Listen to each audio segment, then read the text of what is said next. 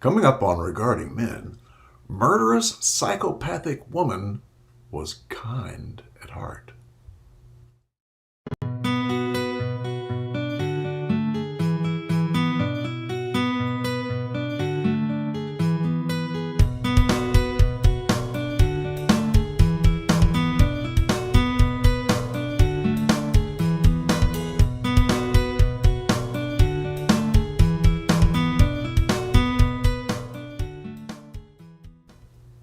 Well, hello, one and all. I'm Paul Elam of paulelam.com, and this is Regarding Men, where we hold men in high regard and where red pill isolation comes to die. And I am joined, as always, by two of my favorite people on this planet, Janice Fiamingo of the Fiamingo Files and Tom Golden of Very menargood.com. good. And we've got a couple of stories today. We've got a rape lie story. Oh, I know you're shocked. That sort of thing never happens, but we have found a rare incidence of it that we're going to address.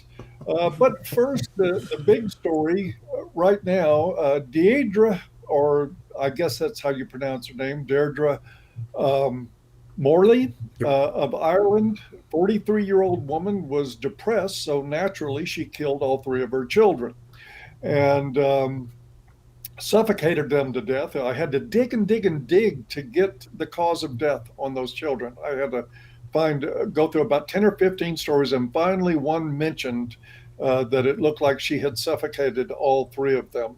Apparently feeling depressed. Obviously, there is some sort of mental health issue here. I don't think anybody would deny that.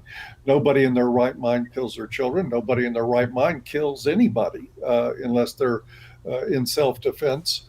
But what's more important now, two things have happened. One, this woman has been declared competent to stand trial. She's going to be able to stand trial for her crime.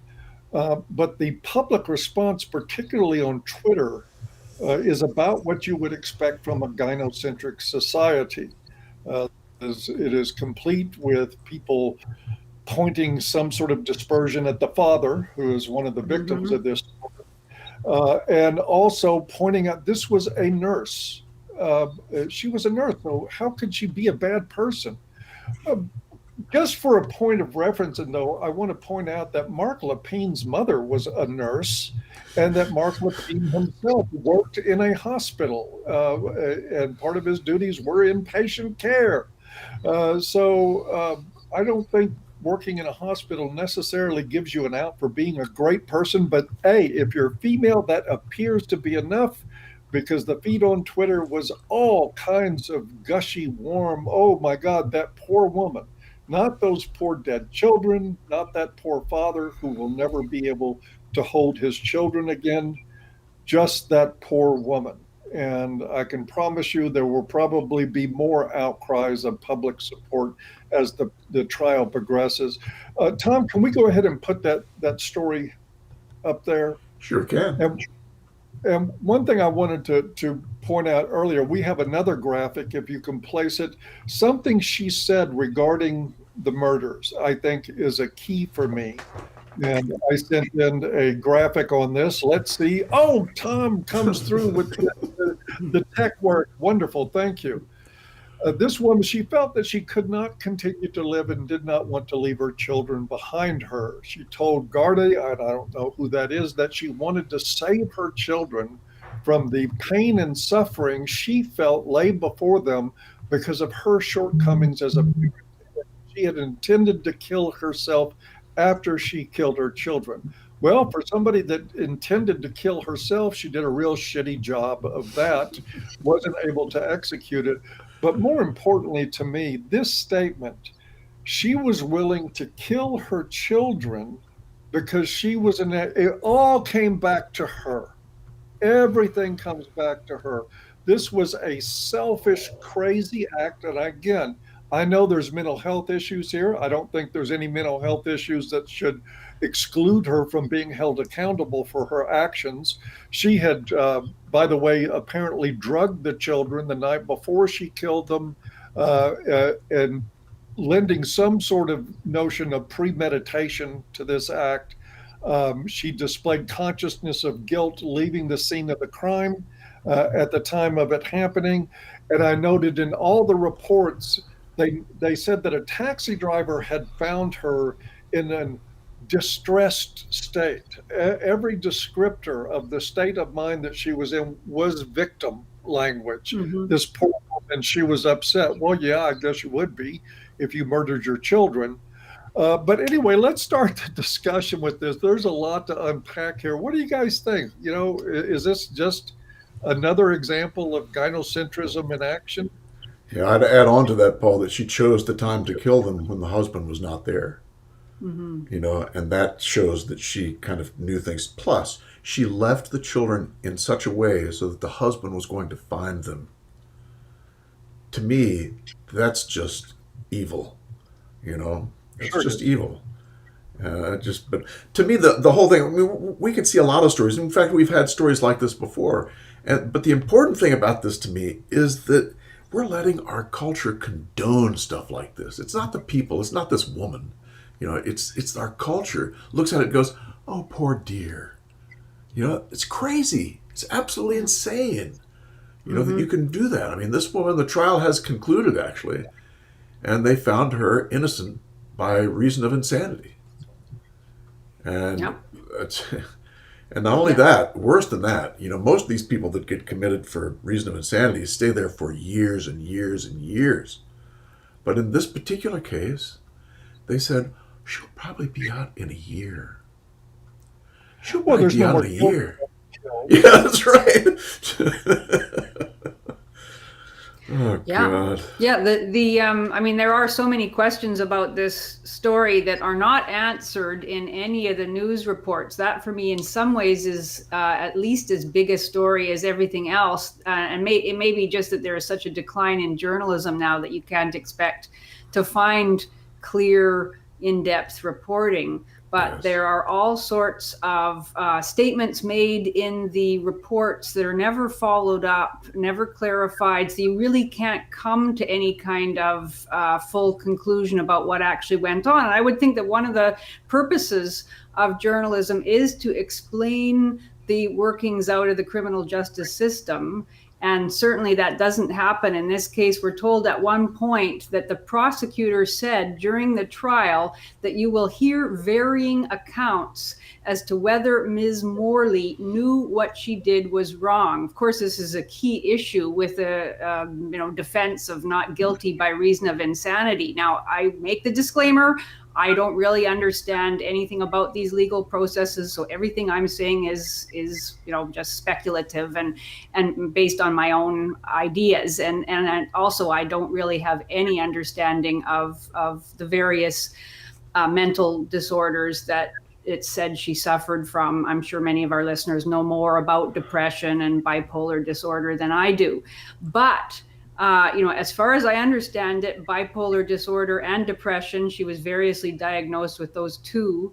They don't necessarily, in fact, in most cases, I think they don't mean that you are not aware of the distinction between right and wrong, that you aren't aware of the nature of your actions. I could be wrong about that, but that is one of the key fundamental criteria for a finding of not guilty by reason of insanity. We never do hear much about the diagnosis. We never hear anything about whether she knew the difference between right and wrong. Certainly, as you said, Paul, this is a woman who left a note saying, "I'm sorry," which suggests that she did know what she was doing, the horrific nature of her act. As you said, Tom, she left the children for her husband to find.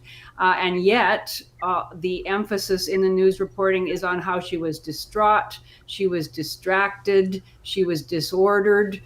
Well, okay, yes, she'd taken a bunch of drugs and I think she drove her car into a tree or something like that. Well, naturally she would be, but this was somebody who was so in control of her actions that her husband left to go on a work trip thinking that she was perfectly fine. So she was in control enough that she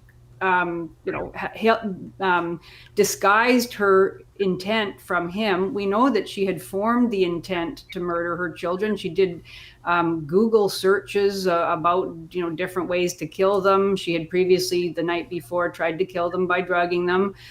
She ended up, of course, suffocating them.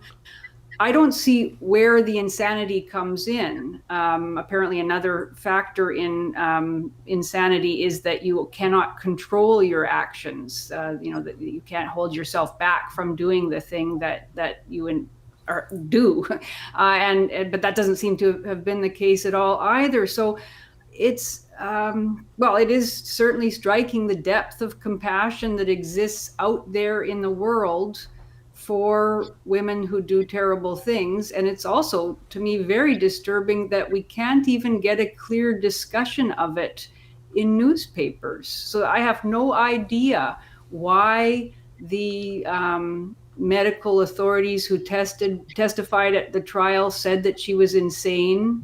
None of that is made clear. It's not even clear to me that there was any kind of disagreement between the prosecution and the defense in this case. I read that the prosecution agreed with the defense that a finding of not guilty was appropriate. Why even have a trial if there is not even a disagreement? I found the whole thing utterly confusing. And when you're confronted by such a repugnant incident, and then to have no clear airing of the logic of what happened to that woman. And now she's, of course, going to be placed in a psychiatric institution. And we're told that she may be there really very briefly. It just leaves one feeling that, just that our society has completely lost its moorings.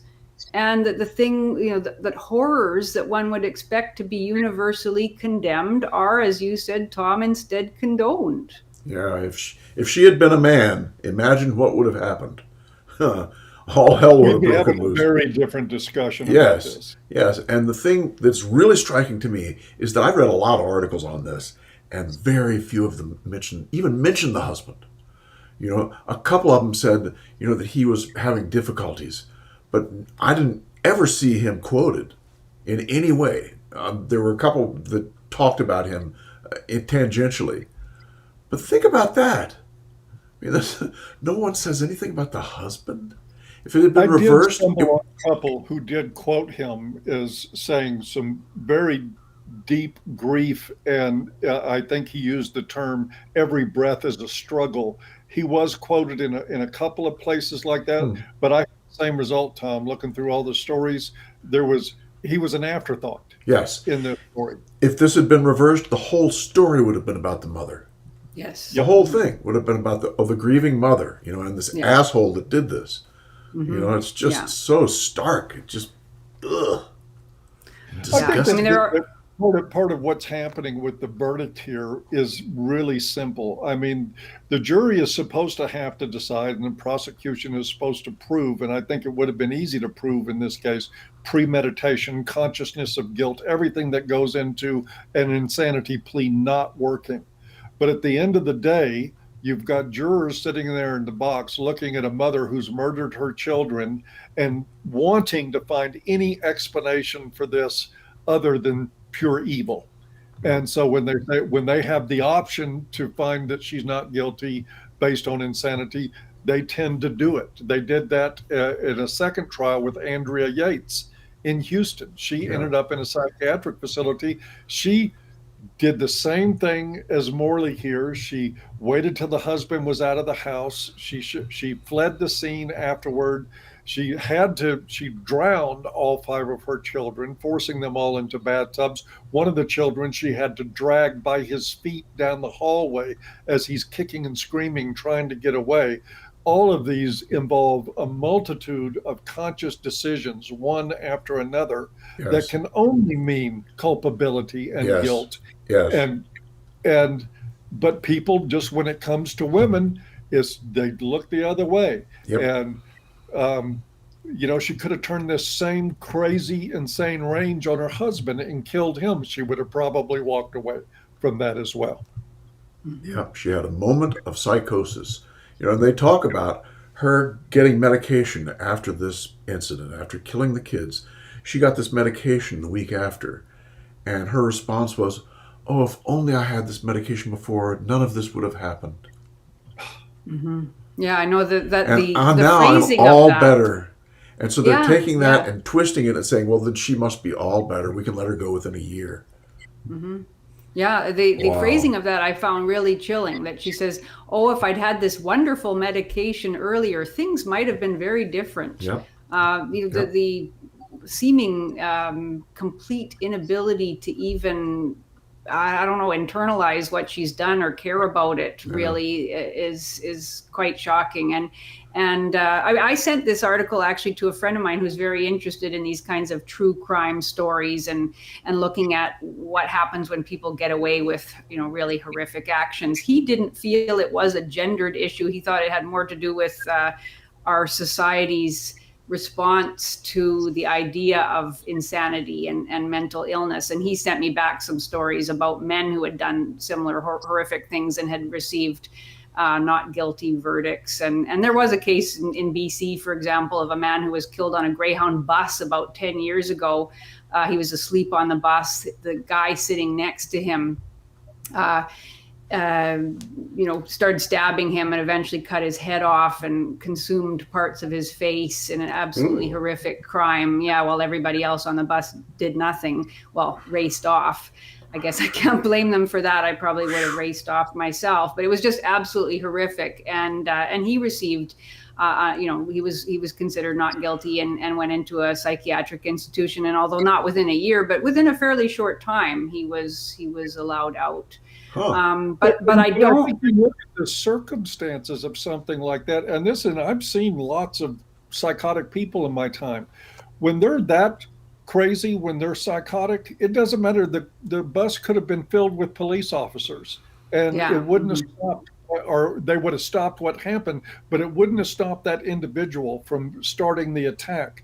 Right. That example you gave to me is an evidence of insanity in that case. Not so with this woman. I think the Was guy this gave one? you a bad example.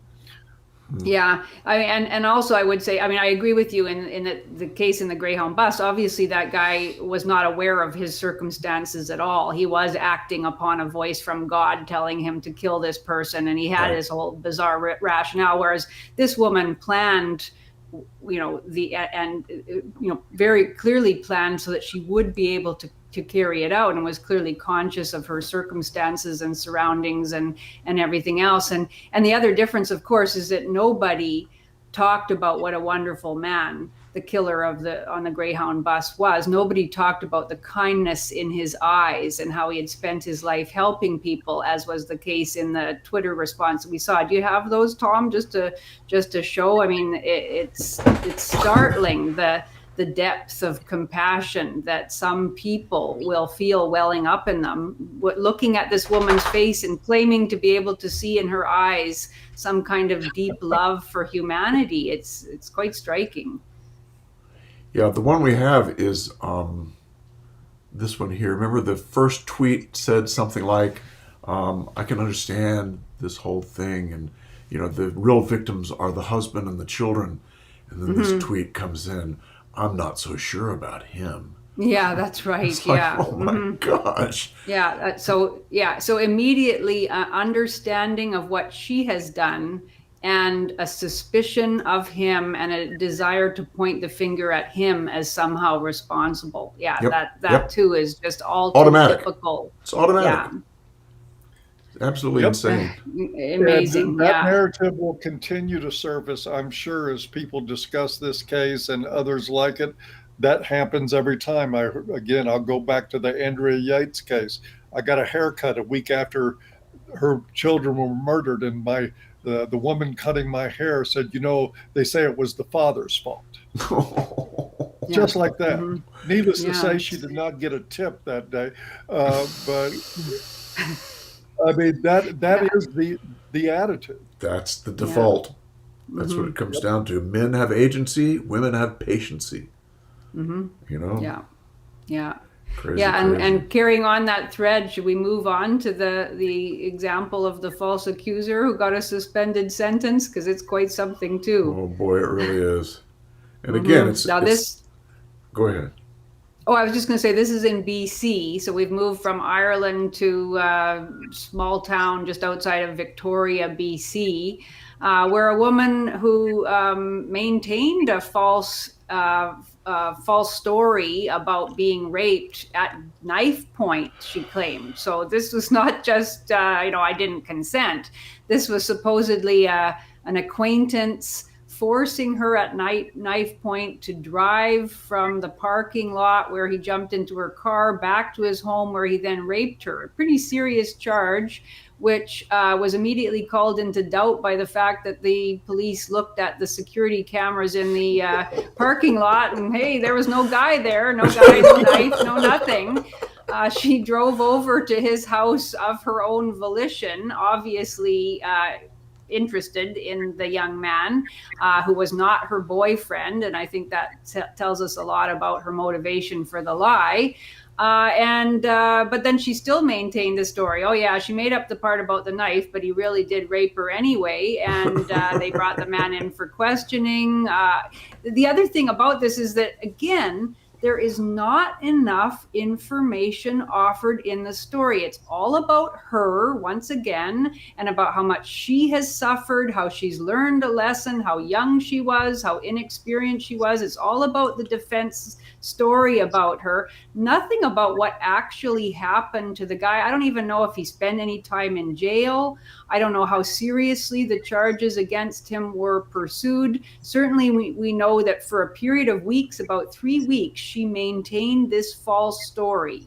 And finally, then, when I guess confronted with all the discrepancies by the police, she confessed that it was all made up. And then she received this very light sentence. But again, I find it bizarre that we don't even know if the prosecution offered a differing account of the crime. We have her defense lawyer telling us, there were questions around consent and she didn't think she'd be believed. And it's all the story about how she's the victim because she was young, because this bad thing happened to her, and therefore she had to lie because we know that victims are not believed, and so none of it's her fault. And it's been a learning experience. And even the Crown prosecutor seems sort of sorry for her, and feels the need to explain why they pressed any charges at all. And the Crown prosecution didn't even attempt to have her put in jail even for a few days as a result of a very malicious lie. Yeah. She's pretty blonde. You can't lock people up like that. Oh, by the way, people should know her name is Anna Kobayashi. We should say that out loud. There's her image right there should be the lower left portion of your screen. And her attorney, I loved his phrasing of things.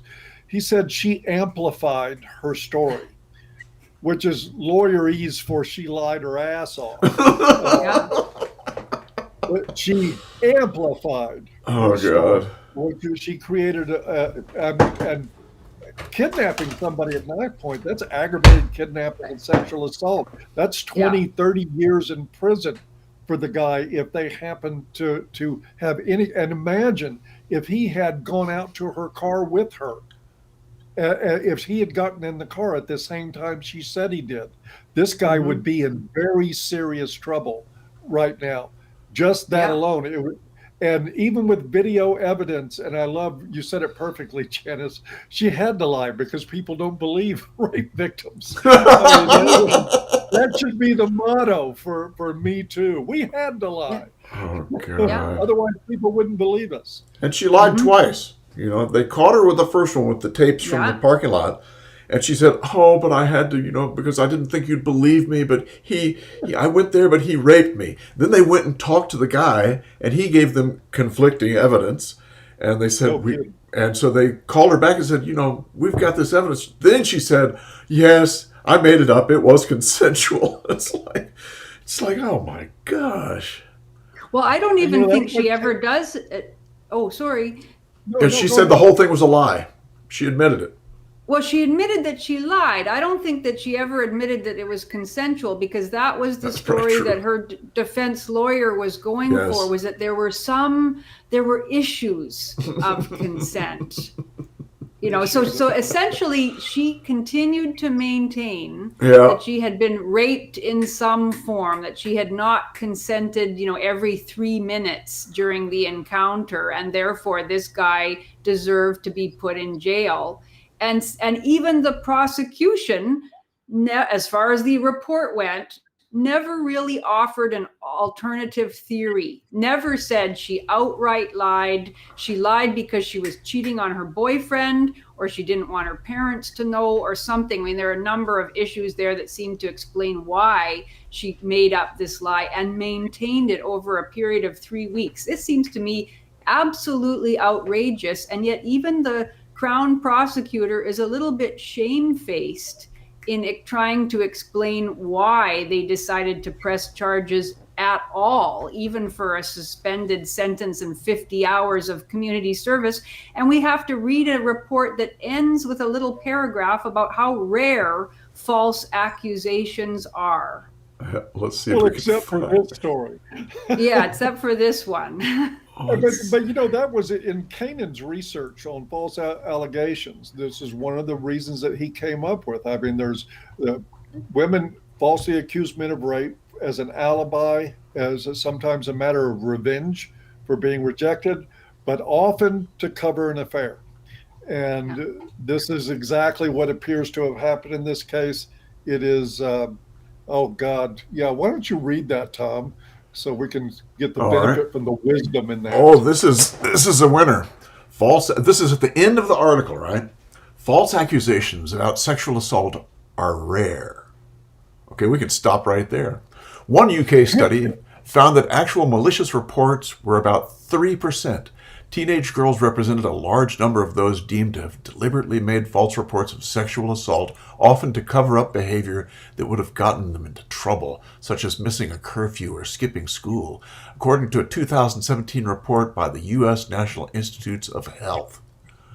Well, look, folks, even if it is 3%, that's still 3%. That's a lot of guys out there who are getting screwed. Well, yeah, if you listen to feminists about how often women get raped, Exactly. 3% of that is like millions. thousands and thousands and thousands.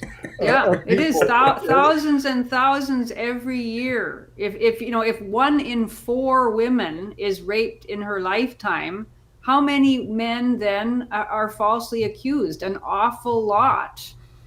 So, this is not a small problem, and I really do not appreciate at the end of a story in which we never hear anything about the guy. We really don't know what happened to him, how this impacted him, what hell he went through during that 3 weeks while he was being, who knows how many times questioned, how many times threatened with, his whole life being turned upside down. Nothing about that. And yet we're lectured to at the end about how we shouldn't take this too seriously because it doesn't happen very often. And when it does, it's because the girl was a victim and she was young and inexperienced, whatever that means. I'm sure her boyfriend wished she was inexperienced and had decided not to go over and visit another guy and have sex with him and then claimed that he raped her. I mean, it's really Amen. Just, yeah. That's the truth. Crazy. I'd like to find out if this clown is still with her, but that's just me. Well, who knows? The Facebook and that page. is part of the problem. By the way, folks, that 3%, personally, I think it's bullshit. Kanan studies put false accusation rates closer to 40%. Yeah. And there's a lot of prosecutors and police that will quietly affirm that number, but they won't do so very much publicly because of the backlash the hell that will rain down on them if they tell the truth about the rate of false accusations of rape. Canceled. Yeah. Yep. Yeah. Indeed. Yeah. And like everyone assumes that that 3% must refer to cases where charges are dropped, or cases where the man is found not guilty, that kind of thing. It doesn't. It only refers to cases where the woman has admitted that she lied. There are so many other cases where the woman maintains the story and it can't be proven. And as you said, Paul, the police aren't very interested in most cases in pursuing these charges of false allegation. So there are so many other cases where we don't know whether the allegation was false. There may even be cases where the women believed that they were sexually assaulted, but they were not actually. Well, that isn't a false allegation exactly, but it's still a case where an innocent man is railroaded through charges and often is convicted in the end because we place so much faith in the woman's word. So yeah, I just find it infuriating to be lectured at the end of an article about an egregious lie told by a woman, to be lectured to that we're not to take this very seriously because it's so rare. Yep. It's amazing. And even in the course of the article, as you read it, it's all about the woman. Like the defense counsel will never talk about her crime, even though she admitted lying. It just says that she made a mistake, and she's well aware that she made a mistake, and her life has already been impacted by this mistake that she made. And we want her to have just the 50 hours of community service because she wants to be able to start with a fresh start. She's going to pursue a nursing career. That's an interesting theme that connects this with the previous story. This woman's going to be a nurse as well. It reminds me of a tweet that Milo Yiannopoulos made a while ago that I retweeted, and boy, did I ever get a lot of hostile reaction. He tweeted, in order deliberately to provoke, he said that, all the praise of nurses during COVID-19 he felt was misplaced because many nurses are control freaks who are only in the profession because they want power over others, and they're really very horrific people. Now, I'm not saying that that's true about nurses in general, although I'm sure there are many very good nurses. Yes, Tom will affirm this. If you visit any psychiatric ward in any hospital, you will find control freak nurses in charge there, and they can be some of the most vicious, destructive forces in the lives of their patients. And I've seen it 100 times over. Well, I've certainly had some extremely unpleasant experiences with nurses in regard to my mother's hospital care. Now, I know that Tom, your partner is a nurse, and I'm sure she's a very good one. I'm sure there are many good ones, but I think that Milo had his finger on something, and the viciousness of the response that I received when I retweeted it, including by some very foul-mouthed nurses, seemed to affirm that. But yes. Anyway, that's neither here nor there in a way. The hospitals I've worked in link. would agree with Paul. I mean, the psych hospitals I've worked in, the nurses have been difficult. Let's leave it like that. One of the things that happens regularly in psychiatric environments is that what the people working there allegedly attempt to do is to keep things peaceful above all else. You try to monitor things for friction points and try to keep patients who have mental health issues from escalating into violence or doing self-destructive things. And you can see nurses in those units across the United States provoking those patients, instigating problems with them, and then ordering the psych techs, the muscle on the unit, to restrain them so they can force medications on them. I saw that happen over and over and over and over again. It's awful. Nurse so did I. Fiction. Yeah. I saw the same thing. In fact, I got into big trouble in one of the hospitals I worked in because I refused. I said, no, I'm not doing that. You can forget about it. And they tried to fire me for a year, and in fact, at that point, this was in the 70s, the ACLU took my case, and the hospital backed down after a year. But I mean, yeah, that's exactly the kind of thing that goes on over and over again. The nurses get into these power struggles with usually it's the male patients, and then they call in the guys to, you go do this, you take care of this. It's like, what? Because the guys would have done things very differently with the fellow. I mean, we usually had a good relationship with him, good enough, and we knew how to calm him down, if we needed to. Anyway, that's neither. Yeah, well, when a charge nurse decides they want a patient in a seclusion room, they're going to end up there, whether they need to be or not. Right. Exactly. Yeah, and I was shocked at the contempt with which nurses treated, especially male patients, because my mom was on a number of wards where the person in the bed next to her was male, and I noticed. I mean, I didn't think the nurses were very kind to my mother either. They often were very impatient and condescending towards her as an elderly person. I don't think they have a lot of interest in the elderly. But particularly, I saw them laughing at the male patient. I thought they treated him with disregard and indifference for his humanity. It was really shocking to see. Yes, yes. Anyway, but yeah, that's maybe Gynocentrism. maybe another discussion. Well, it's the same stuff, though. It's the exact same stuff. The culture holds men as having agency and does not think about giving them compassion or empathy. It's the bottom line. And it's really ironic that in environments like that, that's exactly right, Tom. The male patients will be held to account 100 times more than female staff members who are allegedly healthy. The old joke from psychiatric units is, what's the difference between the patients and the staff in a psych hospital? Well, eventually the patients get better and go home. Yeah, there you go. It's a depressing environment. It really is. Yeah.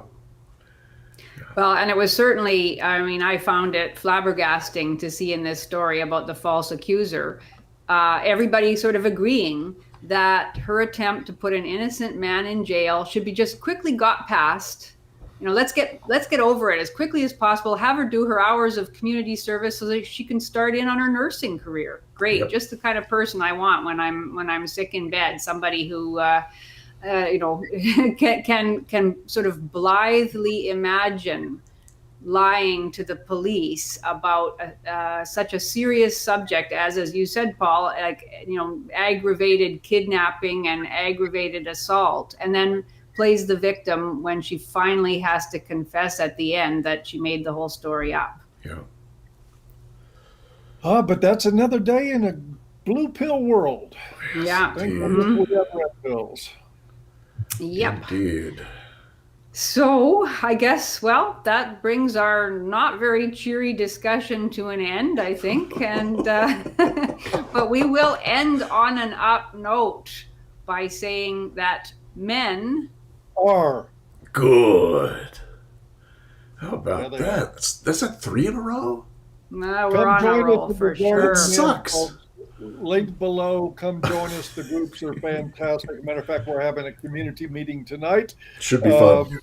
for all of our members, and we will see you guys next time. Alrighty. You All all right. take care. Have a great week. We'll see you. Take care. Bye-bye.